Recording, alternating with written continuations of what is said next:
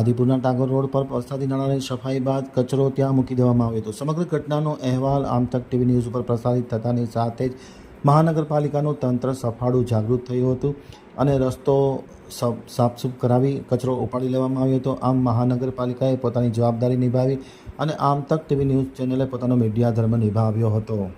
Gandhidham આમતક news બ્યુરોનો એક વિસ્તૃત અહેવાલ। ગાંધીધામ મહાનગરપાલિકા દ્વારા ચોમાસા પહેલા શહેરના વિવિધ વિસ્તારોમાં વરસાદી નાળાની સફાઈ કામગીરી હાથ ધરવામાં આવી હતી, જેમાં આદિપુર પાસે ટાગોર રોડ ઉપર જે નાળાની સફાઈ કરવામાં આવ્યા બાદ કચરો સફાઈ કામદારો ત્યાં મૂકી દેવામાં આવ્યો હતો। સમગ્ર ઘટનાનો અહેવાલ આમતક ટીવી ન્યૂઝ ચેનલમાં પ્રસારિત થતાની સાથે તંત્ર સફાળું જાગ્યું હતું।